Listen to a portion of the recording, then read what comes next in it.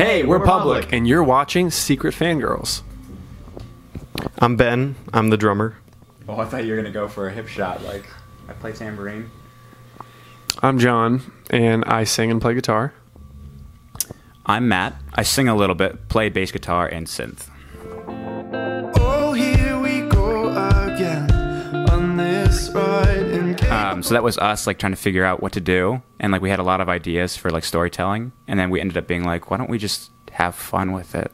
So we did have fun with it, and so it was just a regular day at the pool for us. But the new video coming soon, actually, John can tell you more about that. Yeah. So we've never shot like a full-on music video because we didn't want to do that until we could really do it right. We just didn't want to be one of those bands where you like look up the music video and it's like they got one out, but it's not great. You got to kind of muscle through it.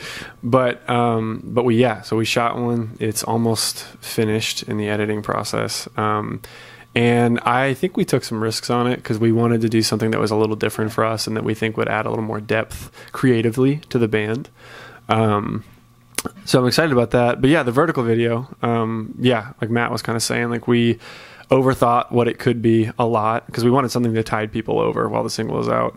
And it ended up just buying a waterproof case for my phone and sang the song and jumped in my pool. $70 production. Oh, yeah, that was our budget, was the case of the phone. Just being friends, always on my mind, waiting for something. Heavy groove, sad, happy. For people who like to mosh while boogieing and they're crying Because they're so happy. It's late at night. Are you gonna say what you wanna say? Are we gonna do this right? I think it works different for each of us, but like the thing we do right before. We have a chant.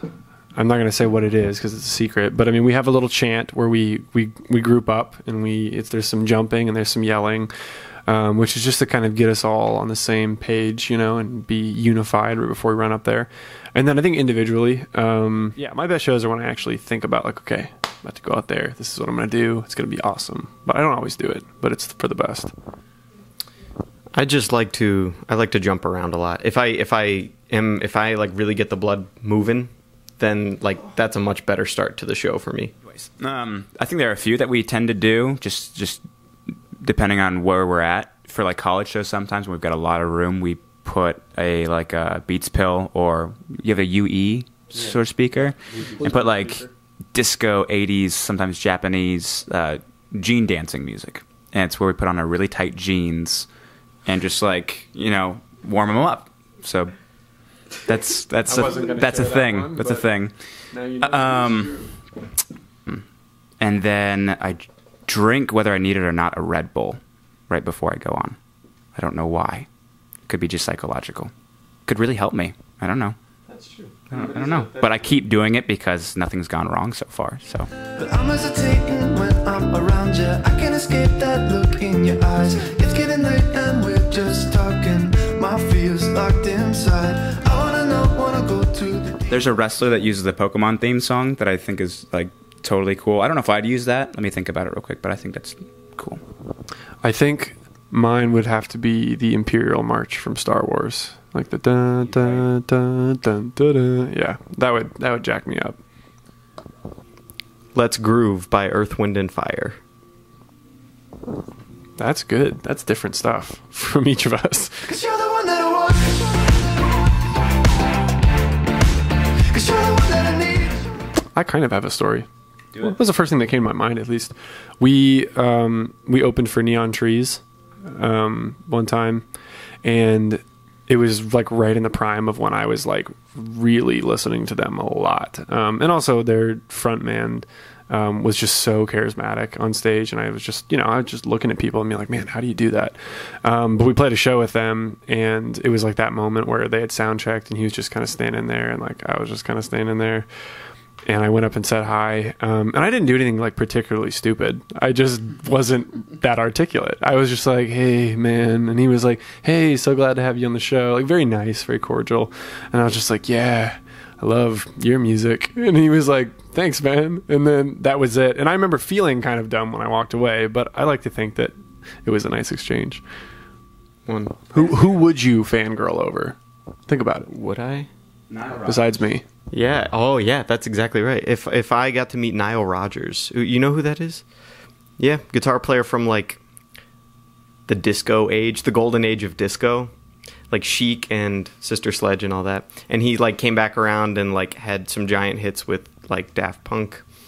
If I got to meet him, I would have a lot of trouble talking. Oh, big fan. We were backstage. You're done. We were backstage at a 21 Pilots concert like last year, and it was one where John Bellion was on the show, and I had an opportunity. Actually, this is totally fangirl because I didn't walk over, and I don't get fangirly typically, or I don't like to think that I do. But he was standing there in the hallway, and I love him, and it's kind of like what Matt was saying. Like I respect him. It's not just like oh my gosh. It's like I respect that guy. So he was standing right there, and I didn't say anything. That first like conversation you have will mean everything. Yeah, and I want him to know who I am if we do talk. And I feel like there wasn't any reason for me to say hi other than like, hey, you and I are both backstage. But I didn't say anything, and I regret it. So John Bellion, one day I will say hi to you. We will be friends. I just wanna fall in your arms. So we're currently an unsigned band. So a lot of the things we do are built around like just creativity. So it's like this video we've been working on. We've got new tunes that are in some place or other. I can't tell you how many we've got, but we're just looking to see what avenue that goes down. So whether it's like, if we end up getting picked up by the end of the year type thing, maybe we'll put it on a label, or maybe we'll release a whole EP or LP early 2019. And you're just making faces at me like you're like, what's gonna happen? And I don't know the answer to that. So we're playing it by ear, but we just got a lot of material that we're just looking to use the right way. Yeah. Yeah, on the Jesse tour, the Jesse McCartney tour we came off, that was our first time hitting up radio stations. And so that was totally new ground for us, visiting radio stations and playing our new single and essentially getting what is called like early believers, people that might stick it on their station, on their rotation whenever we kind of decide that it's ready to do so. So that is also a lot of what we're doing is we're kind of building up the campaign, if you will, to get this single hopefully on the radio one day. But for now, it kind of is. Yeah, well, yeah, it's actually true. Radio Disney and Nick. Radio Disney has been awesome. Nick Radio's been awesome. Pandora's on board. Pandora just recently started helping us out, and then iHeartRadio has also been really awesome about helping us just do random stuff to get it out there. So yeah, it's a lot of that kind of stuff. We're kind of building what we have going right now, which is the single and then a video. So yeah.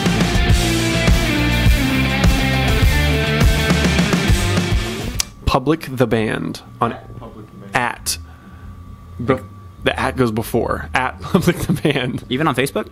Yes, facebook.com/Public the Band. I didn't know that actually.